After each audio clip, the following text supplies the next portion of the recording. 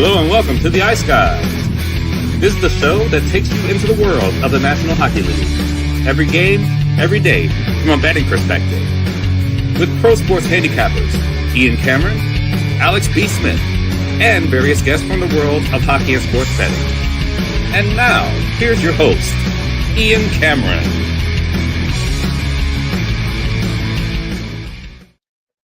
Welcome to the Ice Guys, Wednesday, November 20th. Ian Cameron, Alex B. Smith, ready to break down the Wednesday slate. We've got 5 games on tap for Wednesday night, including a doubleheader tonight for TNT with Carolina, Philadelphia, Nashville, Seattle. Your 2 TNT games here on this Wednesday night. Looking forward to that. What more can we say about last night? The BetCast for November, another fun, entertaining, just enjoyable BetCast with a great group of people, our viewers, our listeners that tune into this show. The Ice Guys family, you're a family. We call you family for a reason. Your support, that's why we bring you guys on the BetCast, invite you on the BetCast. It's just a lot of fun. You all love hockey. You all love betting hockey. And we put our minds together and we look to profit on the live BetCasts like last night. So much fun just chatting it up about everything involving the games taking place. And like I say, I have a few drinks in the process, a lot of laughs and jokes as well. It's always enjoyable. But what makes a BetCast like last night even more enjoyable is when the live betting success comes with it. And it was a phenomenal night as far as the live betting component of it, which isn't always going to be the case. You're going to have some tough nights. You're going to have some BetCast nights where you're not seeing the board as well, or things just aren't breaking your way or going your way. But last night it started with that first period over 2.5 in the Edmonton-Ottawa game that we took live at plus 170. We jumped on Tampa Bay in the third period when they were down 2-0 against Pittsburgh, and the Lightning came back and they won that game and cashed a bunch of live bets for all of us. And I think everyone on the BetCast in the latter part of the night somehow got involved with Calgary when they were down 1-0 against the New York Islanders. And I was already pre-flop involved with Calgary and the draw in that game. And I decided, you know what? It's a live BetCast. Let's tack on a little bit more and take Calgary live when they were down 1-0. And I did it with the over 1.5 team total at plus 150 with Calgary live. They ended up tying it in the third, and then they won it in a shootout. That came through. Definitely, we had a couple losses as well, but definitely way more positives. Jason Dickinson with a goal prop, best bargain bin for Alex last night as well. It was just a very profitable BetCast, clearly a better BetCast as far as live results than the October one that we had on the Frozen Frenzy night. But great night overall, profitable night overall. The pregame bets did pretty well. The live bets did great. And more importantly, we just had a great time with all our viewers and listeners, many of which joined us on the stream. Eddie Lack popped in for a few minutes as well. Just great times once again, Alex, last night on the Ice Guys Live BetCast. And we're already counting down the days until the next one. And we announced it on the BetCast last night. We will have our next BetCast and our only BetCast in December, our last BetCast of the calendar year, 2024, Tuesday, December the 10th. Okay, Tuesday, December the 10th at 7 p.m. Eastern Time.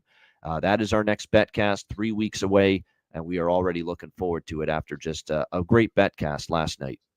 Yeah, absolutely. I mean, like I said, ton of fun, and it's even more enjoyable when you're cashing bets. And to just, we were on fire last night at the whole group. So just a lot of fun. Like I said, it's just a good time. And if you haven't joined us you weren't on last night, you didn't join us in October, do not miss December 10th. These are getting better and better, and certainly as we go into the second half of the season and we get out of the Four Nations tournament break, when we amp these up and we go two times, 3 times a month, we have those Patreon special BetCasts. That's when we really start to grind down and get some big profits, because the second half of the season really lends itself toward live betting more. So like I said, we're doing it, getting the motion going now, but it's really about sharpening the sword for the second half. No doubt. And like I said, it was a great BetCast last night. Lots of fun with it, and excited to see what we can do in December when we have our next BetCast. Just quickly on last night, because we just mentioned a few of the highlights of our live betting endeavors just a moment ago during the BetCast. But yes, Tampa Bay comes back to beat Pittsburgh 3-2. Love to see that. Even though, we'd lost the team total component of that bet pregame, we came back, we got the money line, we got the live bet on Tampa Bay as well to come back from that 2-0 deficit to win 3-2. Edmonton with a 5-2 win against Ottawa.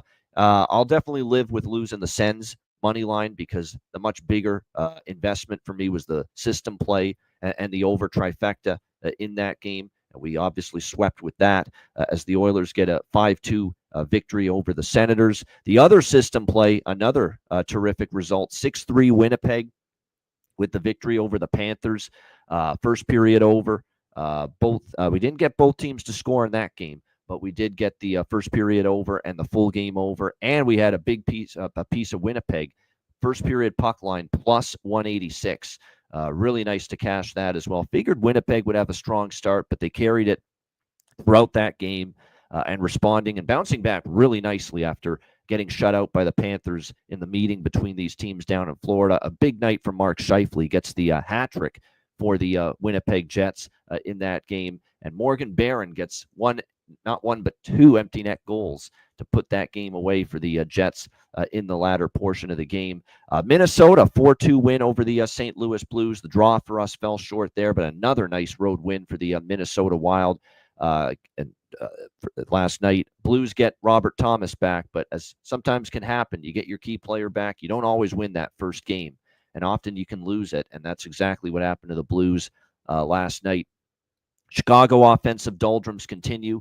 3-2 loss to the Anaheim Ducks, a game where they held a lead going into the third period, but that lead was erased by third period goals courtesy of Alex Killorn and Leo Carlsson to give Anaheim a 3-2 win and two very solid back-to-back road wins in a row for the Anaheim Ducks last night. And we were watching Chicago's attempt to try to tie that game in the last minute or so. Not a lot of quality getting at John Gibson in the final minute with the Blackhawks with quite frankly a feeble attempt, if you ask me, to try to tie that game in the last minute against Anaheim last night. We all enjoyed Calgary coming back to beat the Islanders 2-1 in a shootout. The Thailanders again get it done for us with the draw in that game. Another gem by Dustin Wolf in net. Hungry like the wolf. He was outstanding again last night for the Calgary Flames.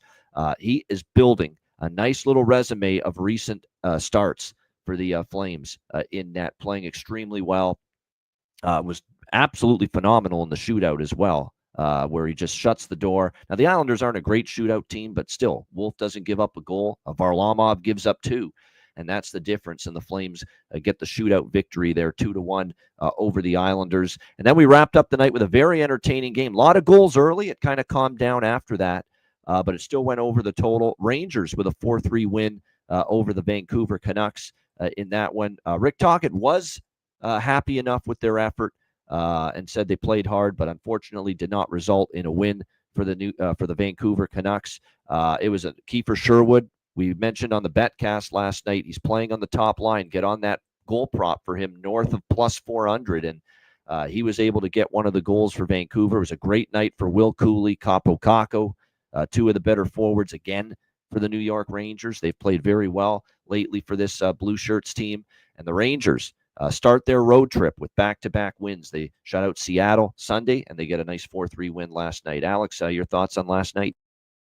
Yeah, we can start with that Hawks game. Like you said, that was nice to see the bargain bin come in once again. Jason Dickinson, he's been pulling his weight, scoring 2 goals in that contest, but it's just hard to see, like I said, no life, no pushback late when you need it. This is just an offense that has been way too hot and cold for the talent that they have on paper. And that's, like I said, at this point now, you have to look at coaching. I get their guys going through slumps. We look at Bedard. He should be pulling his weight a lot better. But we're talking about the issues of whether he should be a centerman or a winger at this point now. They're moving things around. I like the idea of them being creative, but it's not enough. Being creative with the line moves is not enough. They got to do something else differently to get this offense rolling. I don't know what's going to take at this point. So for Anaheim to look like just absolute defensive monsters in the third period, shut that game down and take it over, that's unacceptable at home. The Hawks need to be better than that right now. Minnesota, that was a great win. Like you said, 4-2 on the road. We would love to see the draw, but That's a game they lose a couple of years ago. That's a game they lose last season. And to find a way to win and get that empty net goal late and put that game away rather than giving up the tying goal, that shows some serious growth with this Wild team. And you look at the team that they're chasing, the Winnipeg Jets, continue to roll, doubling up Florida 6-3 in that game, and that's just going to be the big battle now. Is like I said, Winnipeg. We know the regression. We feel it's coming with this road trip. And you're looking at the prices. I was talking to somebody on Twitter earlier. They were talking about, are the Jets being disrespected as being, priced to 20-1, 25-1 to win the cup? If we see them get out of this road trip over the next week or so, and they, relatively unscathed, then that would be the time to maybe look for them. But if they, fall down and get crushed on some of these road games, some of these, back-to-back spots they finally have coming up, that could be really tough, and that's where we could start seeing that regression. Doesn't mean that this team's not going to make the playoffs. Doesn't mean that this team's not going to be one of the top teams in the West late in the season. But I think we can pump the brakes on what we're seeing with this magical run from Winnipeg. Once the losses start to come to fruition, we'll start to see how what metal this team really has. They haven't faced that much adversity. They've run through everybody. What do they look like when they've lost 2 games in a row, 3 games in a row? That's what I'm willing to see. Want to see from Winnipeg moving forward. And that's going to be interesting to see. Great bounce back last night. Will Winnipeg sustain it? Obviously, before we get into Wednesday's card, we have to talk about the big news yesterday that we're not really surprising with the way things have been trending for the Boston Bruins, that Jim Montgomery is fired and relieved of his duties as head coach of the Boston Bruins. Joe Sacco, who was actually named not just the assistant, the associate head coach prior to the season, takes over now as the interim head coach. And you could almost see it with him getting that associate head coach post, I guess you could say, that before the season, that it was a short leash for Jim Montgomery going into this season. There's no question. That was clear as day. When Joe Sacco was named not just assistant coach, but associate head coach, definitely that you were worried about the long-term future for Jim Montgomery if things got off to a rocky start. And boy, have they ever gotten off to a bad start. And it is unfortunate, because to me, this is not a head coaching problem. This is a player's problem. This is a Don Sweeney, Cam Neely problem. That's what this is right now for the Boston Bruins. And you look at some of these moves that have not panned, which I'll get to in a minute, but you're talking about gassing a head coach with a 7-15 win percentage, okay? 7-15 in 2+ seasons with this Boston Bruins team, and an unreal coaching record in the regular season of 120. He's lost 41 fucking games in regulation time. How many games have they played? That's 161. That's 184 regular season games for Jim Montgomery. And out of those 184 regular season games, he's lost 41 in regulation time. 41. And somehow, some way, he is the scapegoat for management's problems and players fucking underachieving and dragging ass on this hockey team right now. And I look at Elias Lindholm as one of the culprits right now. $7.75 million was given to this guy. What has he delivered you? Nothing. And the problem with the Bruins was, and Neely and Sweeney in particular, they misevaluated Elias Lindholm's stature. He is not a number 1 center, and yet they have tried to fit him in there as a number 1 center all season long, and he has given them zip offensively. He is not a really fast guy either, and that's another thing that has really been a problem with the way this roster's been constructed. They've become older. They've become a lot slower. I watch this Bruins team night in and night out. It's like they're skating in quicksand night in and night out, this team. There's no real burst of speed. Even their younger players, I think there's faster, younger prospects I see on other teams than what I'm seeing right now from the Boston Bruins. Matt Patra has not taken a step forward this year. Put a lot of hopes on him. But more so, the guys they brought in this year to try to make this team better or plug the holes. Elias Lindholm, it's been absolute disaster. Zadorov's had a brutal year too. Let's not forget that. Those are the 2 guys they got from the Vancouver Canucks in the offseason. Jim Montgomery didn't bring those guys in. Don Sweeney did. Cam Neely did. Those are the guys that brought them in. Charlie McAvoy's had a down year. We know Pasternak, is up and down. You know what? Pasternak's still giving you the offense, but Pasternak right now is turning the puck over, and his defensive game at times has been absolutely pathetic quite honestly, in some of these games. Marchand's had a quiet year. Charlie Coyle, I'm sick of waiting on Charlie Coyle to be that dominant top 6 center or dominant top 2 line center. It's not happening. I'm waiting. I never see it. Yeah, Zadorov, bonehead penalties. That's a great point. Takes too many of them. You haven't seen a lot of development yet. They're basically asking, and Charlie McAvoy, I cut him some slack, even though he's had a bit of a tough season, because they're asking Mason Lowry to be a number 1 pair defenseman. I don't think he's there yet. They're asking Parker Wotherspoon to step up and be in your second pair. I don't think he's there yet. Brandon Carlo's not had a great year. How many times has he been caught out of position? How many times has he been beaten to the front of the net, lose coverage in his own zone? So this defense, which was basically the foundation of what made the Boston Bruins this top-tier NHL team all these years, it's basically fallen apart. They can't defend. They're slow as fuck as a hockey team. Their collective team speed is, I think some anteaters can move faster than some of these guys right now on the Boston Bruins. The power play's garbage, as Aaron says. That's absolutely true. It's just a collective mess right now. Penalty kills falling off. Again, they lose puck battles because, you have to think the game fast, and it's not just skating fast. Their skating speed as a team is not good, but they don't think the game fast. Do you see even when they have the puck and you want to talk about why the power play is bad?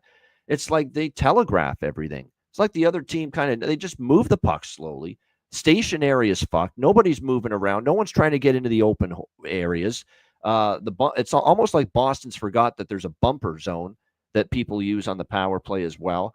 I mean, to me, this is just this is a player issue. This is a construction of the roster issue. This is a lack of team speed issue. This is a lack of high-end skill issue. Because once you get past Pastrnak, quite honestly, Lindholm's supposed to have the high-end skill. He's not showing it. His offense is in the tank. Brazo's still young. I haven't seen it enough yet. Marchand is, not going to get any better. He's going to get, if anything, a decline because as he's getting older. I love the effort we get from Morgan Geekie, but I mean, we got him up there on a top line now. I love Morgan Geekie, but my gosh, that tells you the dearth of options offensively the Bruins have right now. That at this point in time, Morgan Geekie's got to be put on a top line situation right now. It's just really unfortunate. And then you've got, Mark Kastelik, believe it or not, for the early part of the season was keeping the Bruins offense afloat. Of all things. So, yeah, I look at this roster and I just, where do you go for options? Now, Joe Sacco's taken over. I see the line combinations. He's finally moved Lindholm down to the second line center spot, which should have been done a long time ago. I think that's probably the one thing you could criticize Jim, is that he just kept Elias Lindholm in that number 1 center spot just far too long. Sacco's finally bumping him down to the number 2 spot, and Zacha looks like he's going to be the number 1 center. They're going to try to infuse Georgi Merkulov into the lineup. This is one of their prospects they like. But again, this guy's only played 6 games in the NHL, 4 last year, 2 this year. He did get an assist in one of the 2 games. Like I said, we'll see if they get something from him. But like I said, there is not a lot of, wow, we can really pull something out of Providence right now in the American Hockey League to really infuse this team and give them the spark they need. Now, will you get that collective team bump and uptick first game or 2, at least, with Joe Sacco behind the bench? Yeah, quite possibly. We often see it. It becomes, you get a little spark, a little bump initially from the coaching change. But I'll tell you what, I'm not there yet as far as saying with this coaching change, Boston's going to go 9-1 or 10-2 in their next 10 or 12 games. I'm not there right now with Boston at this point in time. So, like I said, I think a really good man who battled his ass off from personal demons and alcoholism to get that back behind an NHL bench, was thrown under the bus, was made to be the scapegoat. That record is incredible that all of a sudden now, just because of 1 month of bad hockey and horrible management and horrible roster construction, that this good coach pays the price for it with Jim Montgomery. Not at all something that I agree with. And like I said, Don Sweeney and Cam Neely are culpable here in the way things are with the Boston Bruins at this point in time. Alex, your thoughts on the unfortunately not so surprising dismissal of Jim Montgomery yesterday. Yeah, we knew the writing was on the wall for a while now. And when you saw how the Bruins came out just completely lifeless against Columbus, of all teams, a team that you've dominated, a team that is one of the bottom 5, bottom 10 teams in this league, you knew a change had to be made. And like you said, this is not all Montgomery's fault. He said this is not that good of a team. But at the same time, there's a lot of things that are Montgomery's fault. Like you said, the unwillingness to move Lindholm as the number one center. He deserves blame for that, no question. Yeah. There's a lot of questionable moves he's made. The biggest questionable move of his tenure had to be after you've won the most games and had the most points in NHL history. You have a goalie, Linus Ullmark, who's battling an injury, and you decided to roll with him as your starter when you had 2 quality goaltenders. That's the biggest. That's where it all starts. That's the top in the beginning of the fall down, because you go with Swayman early, knowing that Ullmark is injured, and Swayman possibly. Okay, we're talking about altering history at that point, right? Because now Boston gets out of that first round, not Florida, and we're talking about a whole different. This conversation doesn't even happen right now, so it started from there, and the fact that you blew the best season in NHL history, and then you turn around and have another good year, and you still fall flat in the playoffs, and then you just come out with nothing at the beginning of this year. There's a culmination here. So we can't just all say, oh, this one bad month, this 2 bad months is the reason why Jim's getting kicked to the curb. There's a lot of different things that went on, but it ain't all his fault. He's made mistakes, but a lot of those mistakes are as a result of the bigger problem, which is Sweeney and Neely. And shout out to John Scott, who said this on Twitter earlier today. Teams have to stop holding on to these great legendary former players and giving them this extra leeway as coaches and as GMs. Okay, Rob Blake, Steve Yzerman, Cam Neely, the things you did in those uniforms were fantastic, and they'll never be forgotten. But all 3 of you guys are shit in the bed. Throw Joe Sakic in there too. With Colorado, the 4 of you are shit in the bed at GMs. You're missing a whole lot of key points, key things, holes that need to be filled. You just aren't doing it. No. And what you did on the ice 20, 30, 40 years ago, okay, hell, half of us can't even remember that shit. Some of us do. But that's beside the point. The thing is here and now. Your job here and now, GM, fuck what you did as a player. That don't change what you're doing right now in this office. And these guys are not making the quality moves in the office. And Sweeney and Neely are at the top of that list as far as former players who are given way too much leeway. They need to go. They need to go at the end of this year. And you look at what's in the cupboard for Boston, it ain't much. Ron Hextall, another great example from someone in our chat. Ron Hextall. Yep. Yeah, same shit. Same thing. You can't let these players, former players, have this extra leg room to fuck things up just because they were great players. You have to treat them just like every other GM. We want Stan Bowman the hell out of there. We want all these other GMs who never skated a minute on ice. Okay, we have to treat these players the exact same way. These ex-players the same way, and I think that's the biggest problem here with Boston. And as I said, you look at their draft picks; they have only a first-round pick and a third-round pick next year. Nothing in the second and fourth.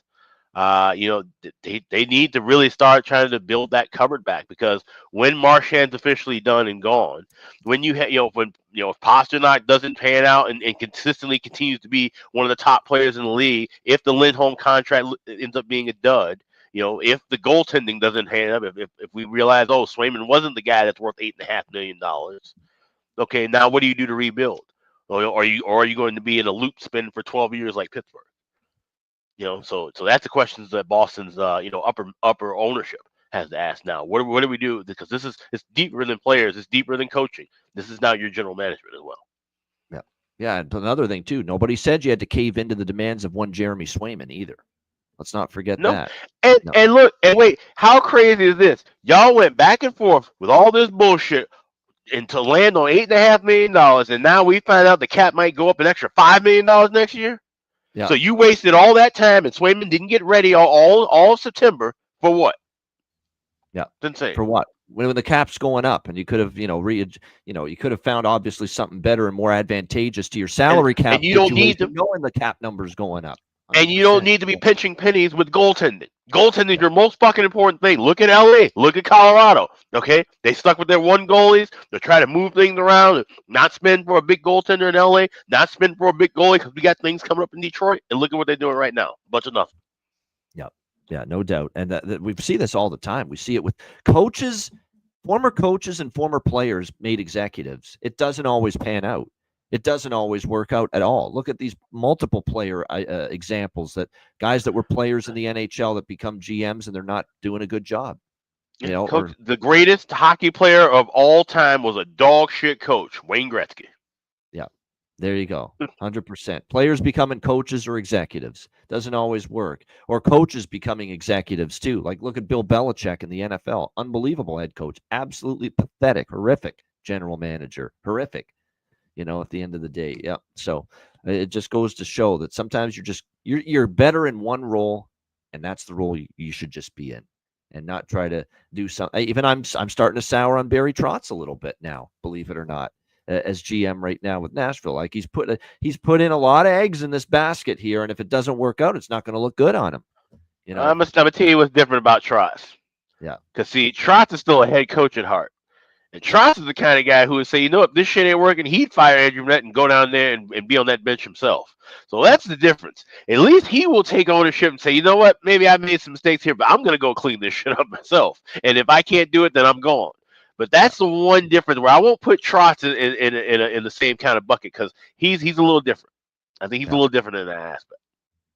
Yeah. Well, like I said, and there's still time with Nashville's in action tonight. There's still time for Nashville to get their season going again. And certainly they had a nice win the other night. We'll see if that carries over to tonight. But definitely, like I said, we have seen multiple examples across all sports. Even you could say ownership. Michael Jordan, the best NBA player of all time. What's he been as an owner with the Charlotte team? Awful. And the Wizards and the GM, awful. Yeah. Yeah. Yeah. Yeah. Yep. So it's just sometimes when you play, maybe you should just play. Maybe it's just not meant to be for a player to then become a head coach or a player to then become a GM or an owner. It's just not exactly meant for success, and you're just not cut out for the role. Sometimes it's just that simple. And like I said, this is now on Don Sweeney and these are fucking amazing coaches that they have now fired. 3 of them, going back to Claude Julien, years ago, who won Boston Stanley Cup for them, of course, in 2011. In the Stanley Cup final against Vancouver. They cut him loose. Then they bring in Bruce Cassidy. They cut Bruce Cassidy loose, who just, it happens to go on and win the Stanley Cup the very next year in his first year with the Vegas Golden Knights. And now they've fired another great. How many head coaches do these guys get to fire? How many? They're going to get a chance to fire a 4th one now. If Sacco spits the bit and things don't improve, they're going to get a chance to let Sacco go now as well. Come on. What point do you say enough's enough? And now you have to ask Jacobs this now, the Jacobs family. When are you guys going to step in and do something about this? Where the hell are you? Where the hell is the Jacobs clan right now? As far as their culpability in this as well. You're allowing this horrific management group at the moment to run around and not improve the roster, make them slower, make them older, make them worse. Bad contracts, players underachieving, given these bad contracts. Where are they right now at this point in time? Look, I get the old man is like in his mid-80s now, if I'm not mistaken. Jeremy Jacobs, the principal owner of this team. I get it. Maybe he's not going to be able to have boots on the ground every day or be right there on site to analyze things. But he's got kids that are, I think his son Charlie, is still very much involved with the Bruins. The whole family, has been basically MIA here during this whole situation. And it's almost like they've disappeared. And it's almost like they've taken cover and run for cover with just the hornet's nest being unleashed with this organization right now. So, yeah, bottom line is a lot of issues right now with the Bruins. And to me, this is more management and player performance and underperformance than it is coaching. All right, but we do wish Joe Sacco well.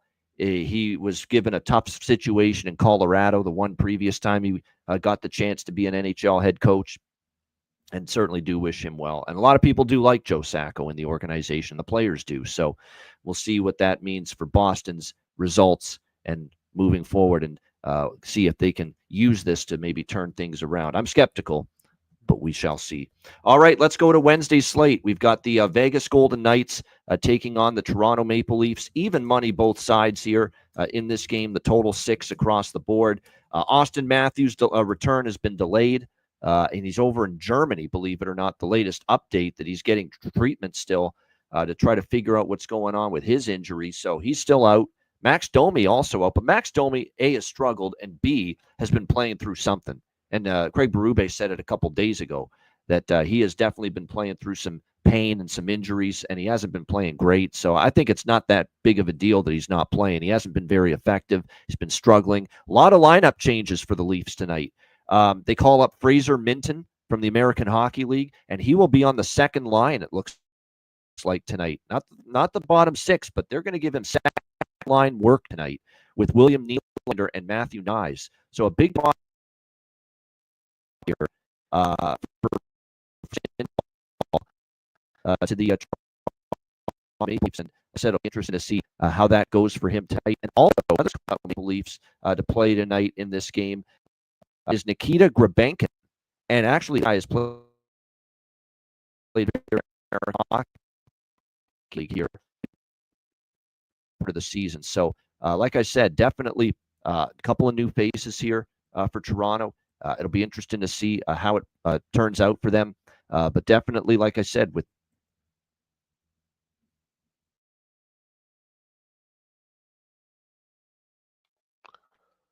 Not sure where Ian went.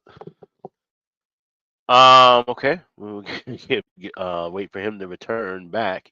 Not sure if he can hear us or if he's got to just come back out and kick back out and go into the third screen here. Sorry about that. We are back. Sorry Okay. about that. We are back. Yeah, just another window crap. But we're back. Right. Exactly. Close the tabs. Too many open. But yeah. So the bottom line is Domi out, Matthews out. Two call-ups from the American Hockey League are in tonight. Nikita Grabenkin and Fraser Minton from the American Hockey League. And both guys playing very well down there. So there's hope and belief for the Leafs that those guys can come in and play well, make an impact, be strong, give them still a good chance to compete and win hockey games. No question about that. For Vegas, Aiden Hill in net. For the Leafs, Joseph Woll in net. There are still a lot of injuries for Vegas. Olofsson, Nick Hague on the blue line out. Mark Stone on IR. Like I joked on Twitter the other day, we'll see you in game one of the Stanley Cup playoffs if you're Mark Stone at this point in time. But he's on IR right now. Vegas coming off the loss to Washington 5-2. I like the spot for Vegas coming off the loss. I think you get a good performance from them. They did win in Toronto last year against the Leafs. I lean to the Vegas Golden Knights, but the road record, and especially the road record against better teams, I'm still shaky of it because a lot of the wins that Vegas has had, a lot of them have been against the Sisters of the Poor on the road. As far as being asked to step up and beat good teams on the road, well, they did beat Edmonton. That's the one when Connor McDavid came back. But really, other than that, they haven't had a ton of great road wins this year. We have seen, by the way, a couple of the last 5 meetings go to overtime between these two teams, the Golden Knights and the Leafs, and more importantly, Toronto back-to-back games that have gone past regulation. So I like this this draw here in this game. As far as the side goes, that's the only thing I really like here in this one. But yeah, I like the draw in this game. I actually lean over with this total. Don't love it, but we actually have seen Vegas and Toronto, oddly enough, play a lot of overs recently head-to-head between the two teams. So we'll give a little nod to the over here, maybe the bifecta just because of the Vegas track record with first periods, but I will give a small nod to the over bifecta and the draw here with Vegas and Toronto tonight. And there are a lot of props I like, which I'll get to in a moment. Alex, what do you think here, Vegas-Toronto? So yeah, I do like this over bifecta in game. With minus 124 available in the first period over right now, and you got over 6s available at more than 10, we can get plus money on both of those. Maybe even look for 5.5 with that full game over. So I will be targeting those. That'll be the circled live spot for the evening. Also on the draw as well, got plus 360 at FanDuel, and there's a player prop that I like here for the bargain bin. Remember, just like with the Islanders Flames draw last night, you got East versus West here in this game. So the other team getting points. Toronto does not care one bit if Vegas gets a point out of this game and vice versa. So all the more reason, if it's a close game late, don't take chances. Get the point, secure the point, and get the game to overtime. As far as props for this game, there are a few for Vegas. I like Clochev, Barbashev, Dorofeyev, Nicholas Waugh, who has stepped up and gotten more minutes because he's playing with Hurdle and Kolasar on the second line. I think all of them worth a look right now for the Vegas Golden Knights. And then for Toronto, yes, Matthew Nyes, hungry Nyes. Yes, definitely worth a look still. I think Fraser Minton getting this opportunity here tonight on the second line with Nylander and Nyes is worth a look. This is a guy that's playing well down there in the with the Marlies. And even Nikita Grabenkin has been getting the stat sheet going on the third line. And I think the best prop of all is our guy, Bobby McMahon, who has been elevated to the top line in recent games with Marner and Tavares, and he's got 3 goals in the last 2 games for the Toronto Maple Leafs. So Bobby McMahon continues to be just a terrific value-laden player prop, goal prop option right now for the Toronto Maple Leafs, no doubt, at the moment with the way he's playing. All right, next up, it is the first game of a TNT doubleheader tonight, Carolina and Philadelphia in the city of brotherly love. We've got Carolina currently minus 220 road favorites in this, actually minus 230, believe it or not, in some spots. So a big price here against what's been a very feisty, competitive Philadelphia team lately. The total sitting at 6, shaded to the over in this game. Ivan Fedotov gets the start here tonight for the Philadelphia Flyers, who has had some improvement here in the last couple of games. Can he carry that over is the question, but we have seen him give up 2 goals or less in 2 of the last 3 starts. Nice 5-2 win against Buffalo. The offense did bail him out against Ottawa, where they came back to beat the Senators 5-4. He did give up 4 goals in that game, but again, the offense kind of bailed him out. He did get a win against Tampa Bay. He has been a little bit better. There's slow, steady improvement coming from Fedotov, but I still don't, I'm not totally there yet with him. I've got to continue to see more, and I want to see what he's made of tonight, because there is not many teams at the offensive end of the ice playing with more consistency or playing better right now than the Carolina Hurricanes. We've talked about this several games in a row. I have with Carolina. They're just almost a shoo-in most nights to get 4 goals. It's just been incredible how often this team has been able to get 4 goals. So, not overthinking it. Give me Carolina team total over 3.5 tonight. Minus 120. We've talked about this a lot. When Carolina wins, they usually score 4 goals. And that's been the norm for them during this great start to the year that Rod Brindamore's team has had, led by the incomparable moving to the country. Gonna meet me, Marty Necas. Marty Necas has been spectacular. What an incredible start to his season. He's just been a goal-scoring, point-producing machine for this team. And I'm going back and looking at this right now. 9 of the last 10 games, Carolina has scored at least 4 goals.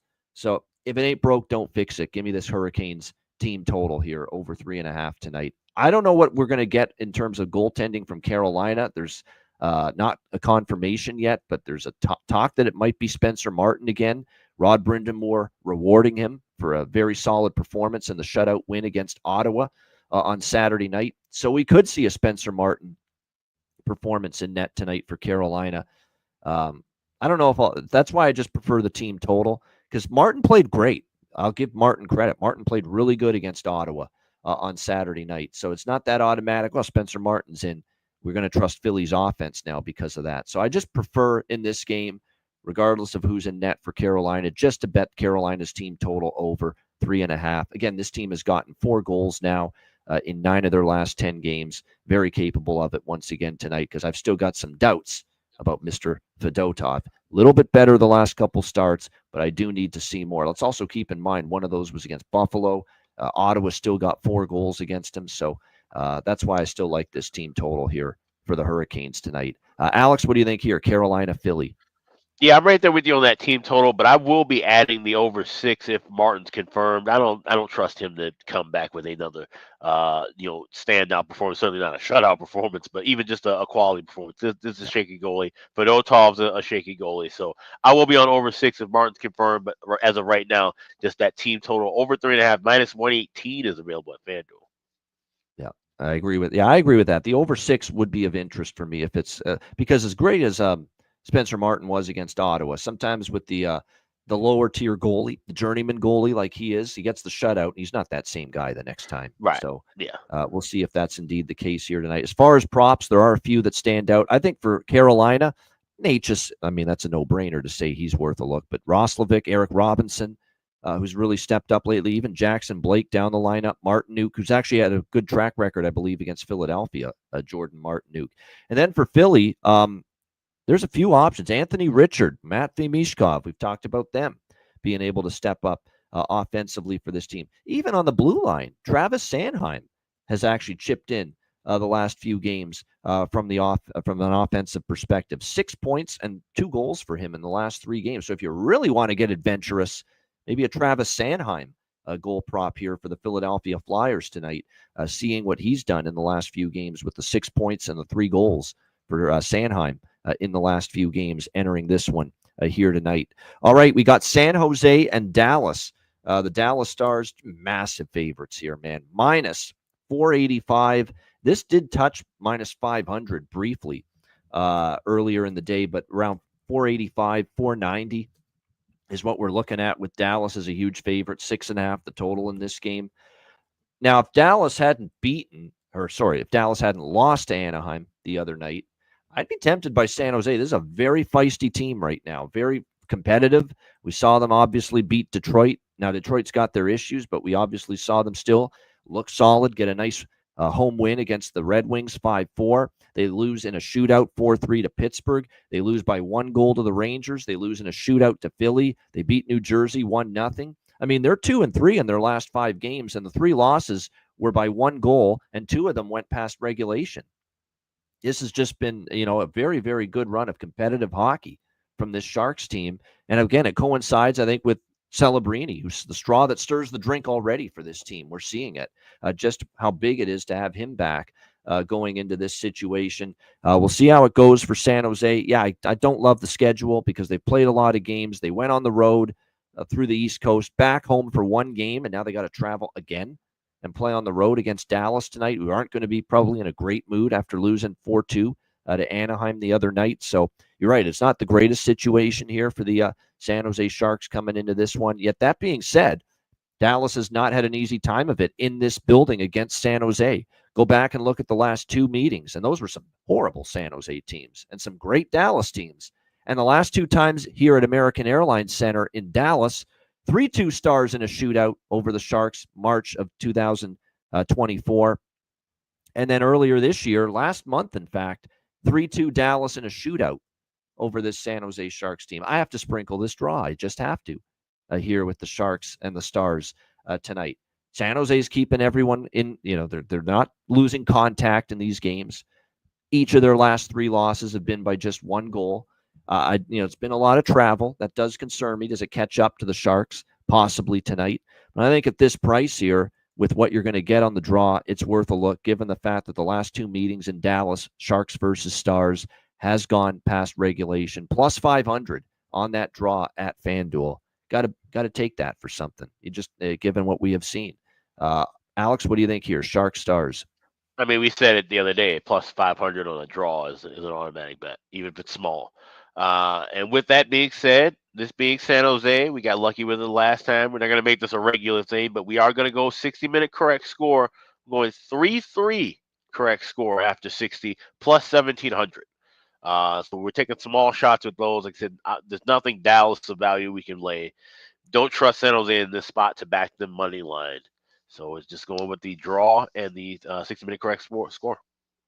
Yep. Mackenzie Blackwood and Jake Ottinger, your goaltending matchup here tonight in this one with the Sharks and the Stars. And Blackwood's actually been a little bit better lately. We'll give him some, since that New Jersey shutout, that's really gotten him going. He played well, really, in most starts. The Detroit game was a bit of a tough spot. They kind of played like shit in front of him. And one of those goals, too, was, a bit of a fluke goal that beat him by Detroit in that game. So, yeah, the plus 500 draw I like. I do think if you're going to take Dallas, the sentiment in the chat, some of the people there like that first period puck line. I think that's the only way you could approach it with Dallas here in this game is that first period. But I don't like the price of that.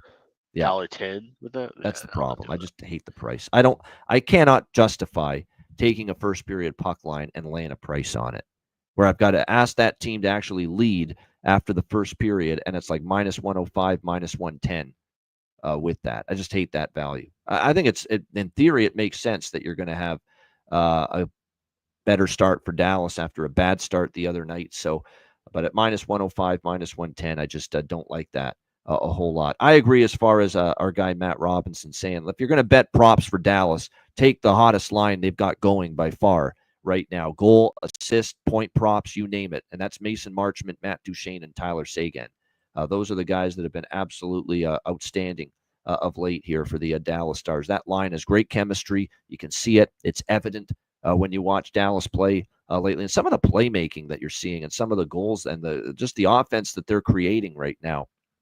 Very impressive. They are putting the Rope Hintz Robertson line to shame, quite honestly. And they've even been better than Ben Wyatt Johnston and Logan Stankoven. That has been the line that has been humming for the Dallas Stars. Marchment, Duchene, and Seguin. So, yeah, if it ain't broke, don't fix it. If you're going to look at props involving anyone on Dallas, those are the three you want to target right now, the way they're playing at this point in time.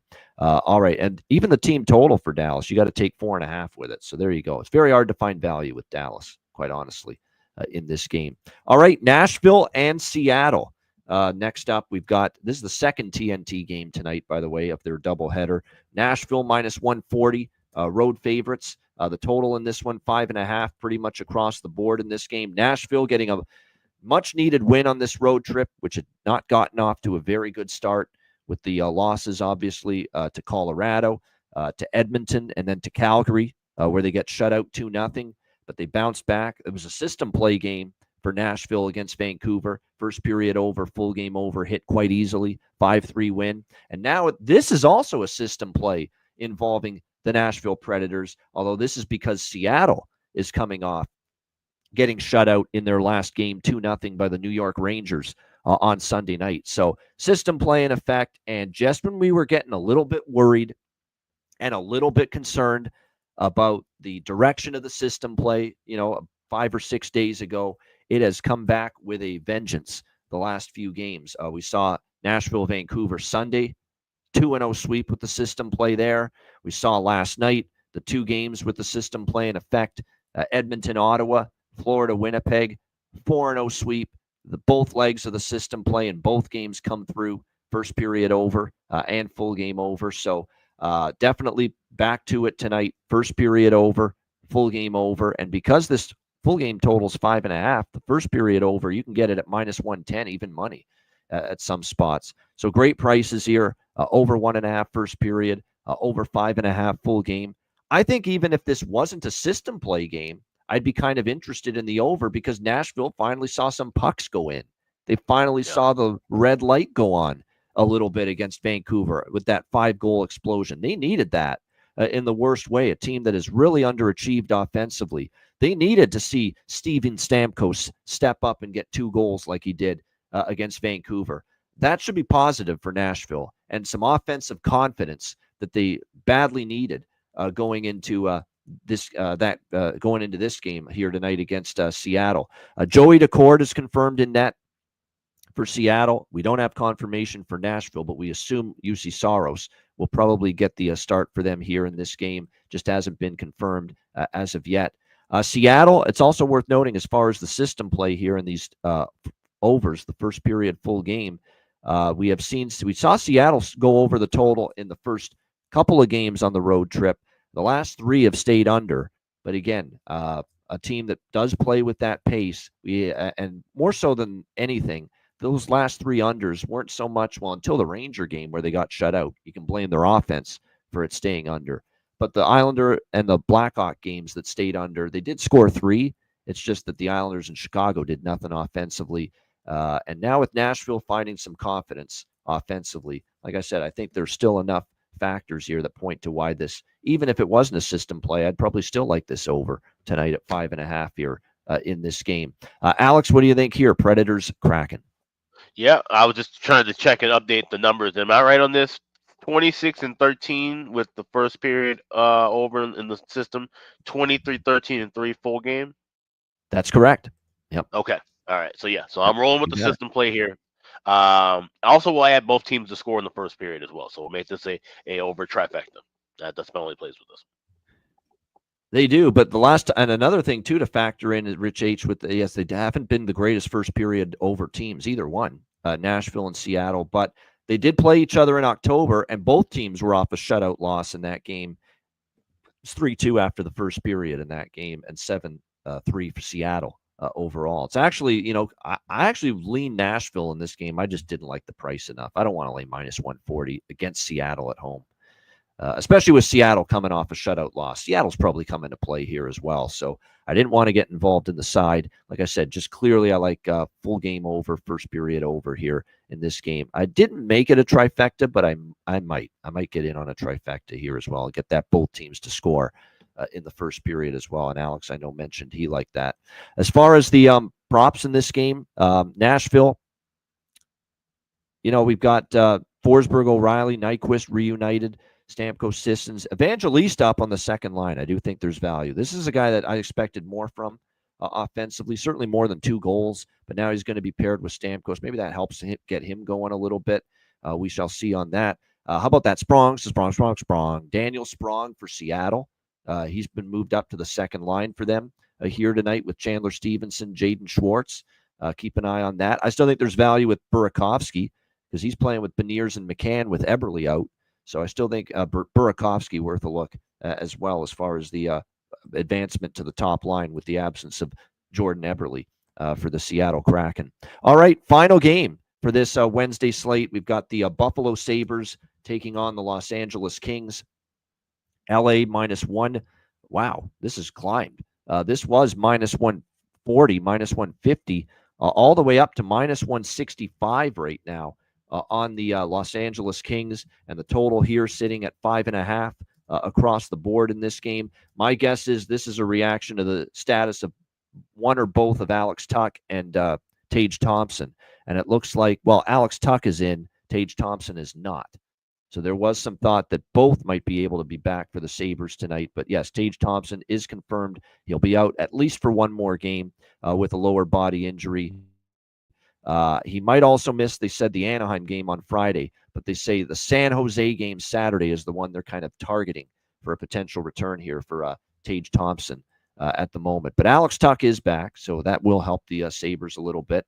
LA, obviously, they've been a weird team. We talked about this on the Betcast last night, how up and down they've been. They've been very good at home here at Crypto.com Arena, 5-1-1.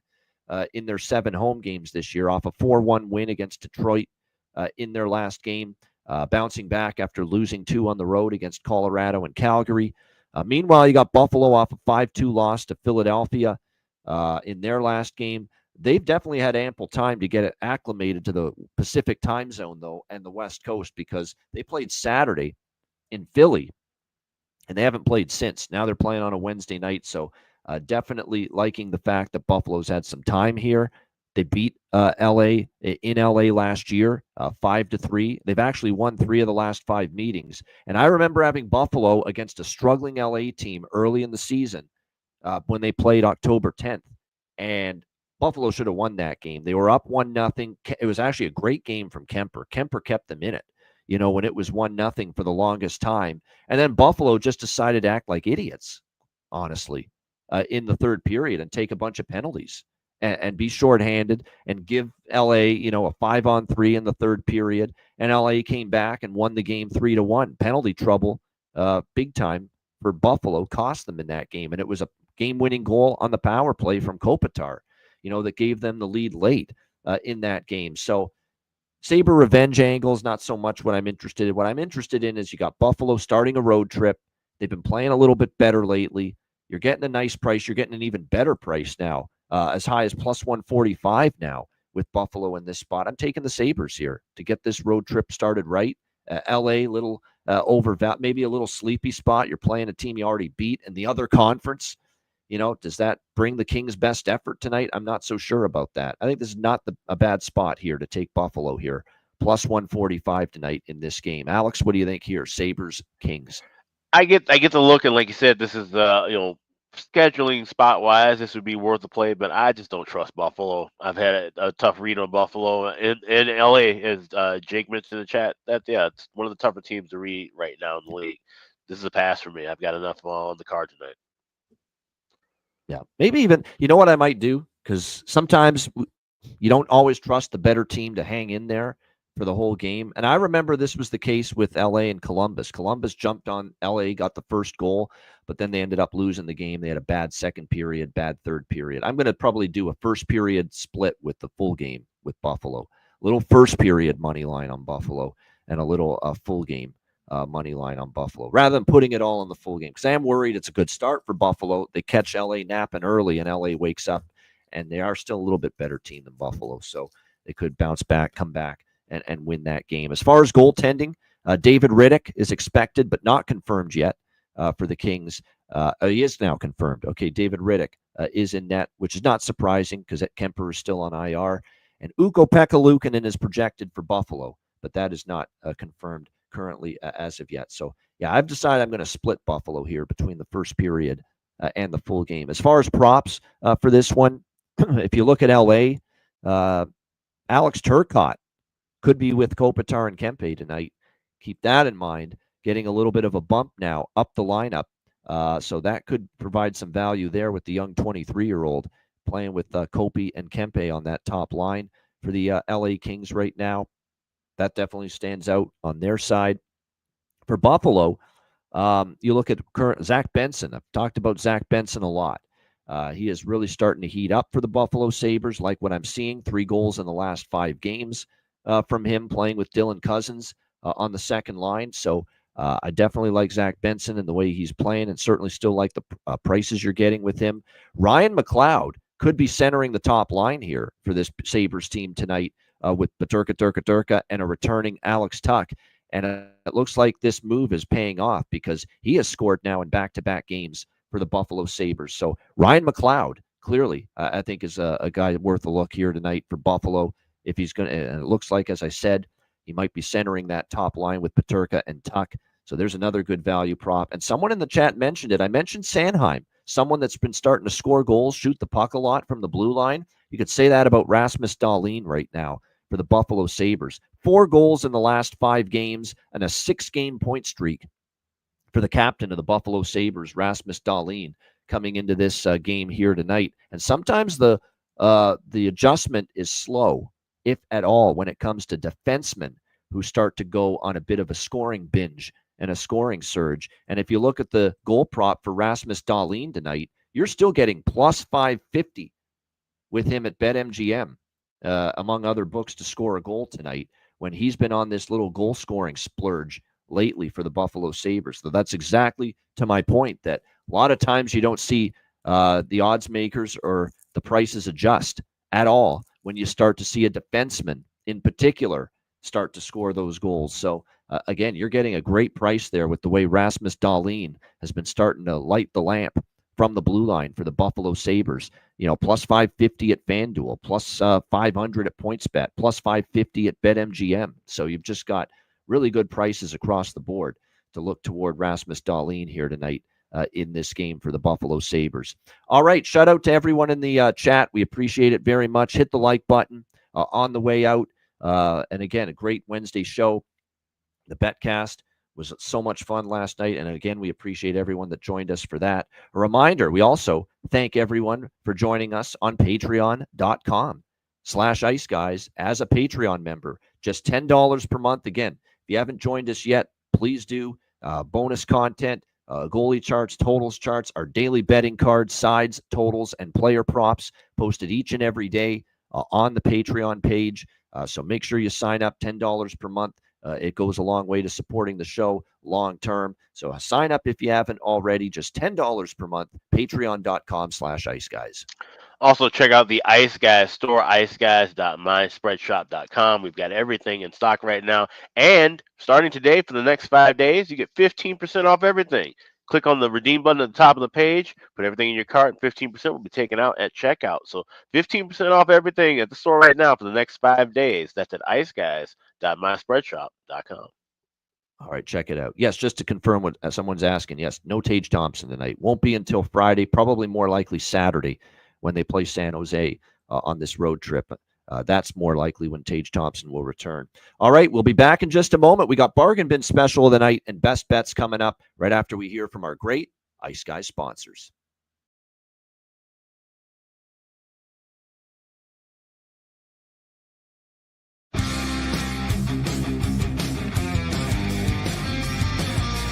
Support for the Ice Guys podcast is provided by Boston Hemp Incorporated, Manscaped, Power Play Sportsbook, Raise Your Game, Tailgater Social, and a big thank you to all that subscribe to the Ice Guys Patreon page.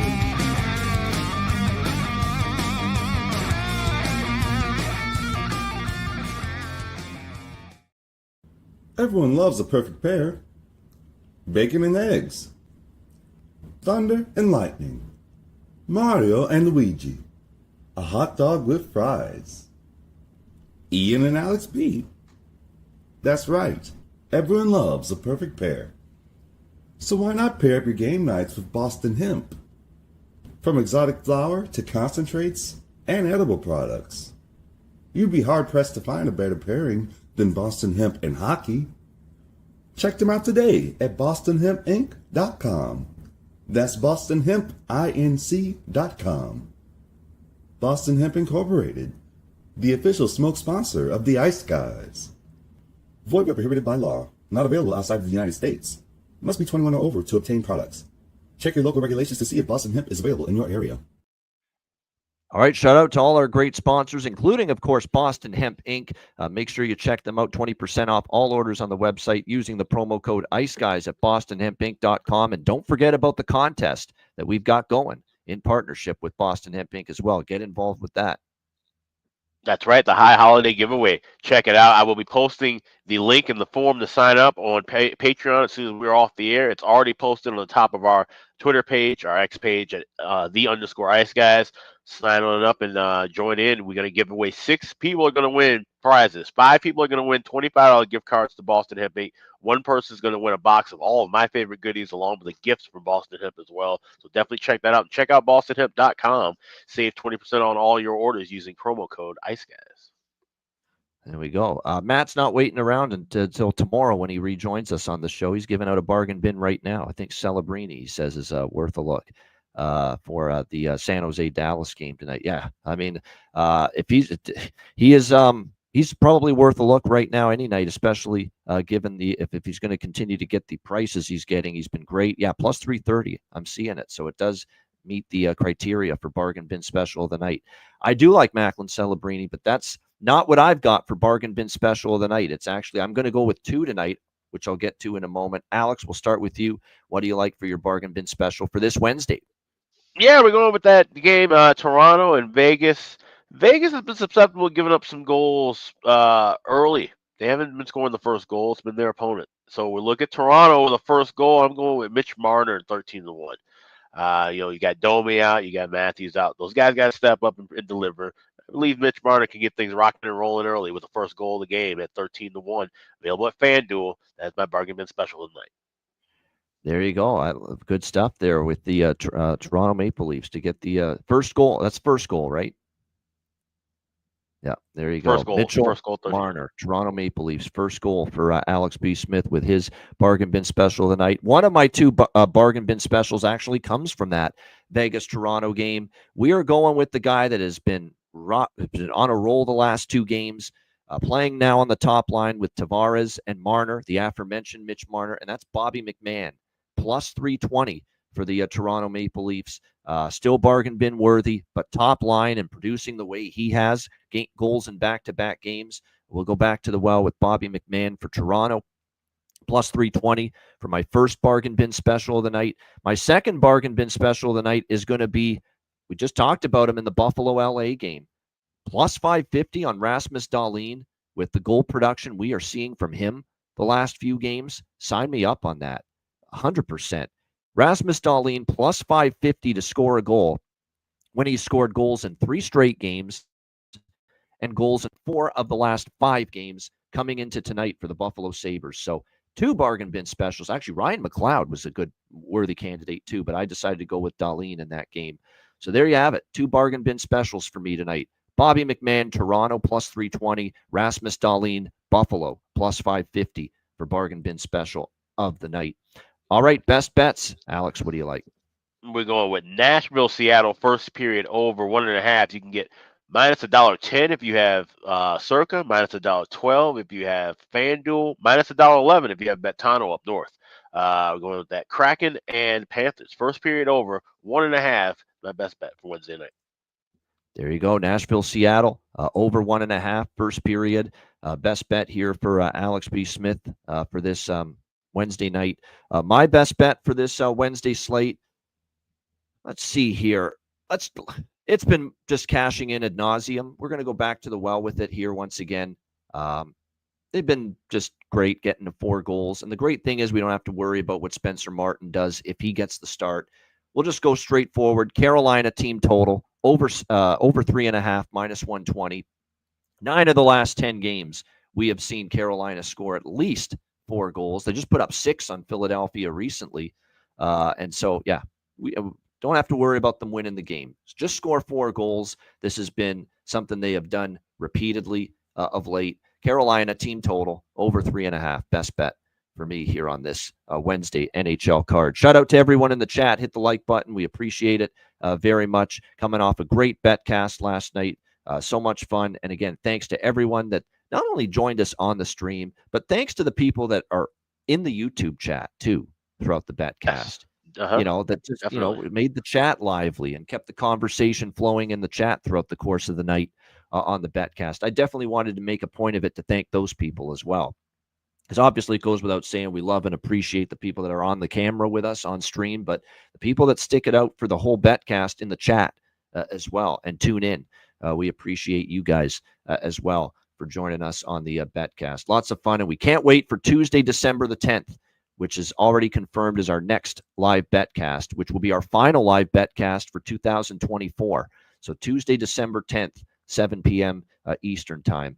Definitely looking forward to that. A reminder, the Ice Guys is live 7 days a week, Tuesday to Friday, 2 p.m. Eastern, Saturday, Sunday, and Monday, noon Eastern. If you can't watch the show live, download the Ice Guys podcast in audio form on all major podcast platforms, Google Podcasts, Apple Podcasts, Spotify, Stitcher, iHeartRadio, Amazon Music, and more. Download the podcast when you can't watch the show live. For Alex B. Smith, I'm Ian Cameron. Have a great Wednesday night. Enjoy the games and good luck. And we are back tomorrow on Thursday with Matt Robinson back in the house for another edition of the Ice Guys.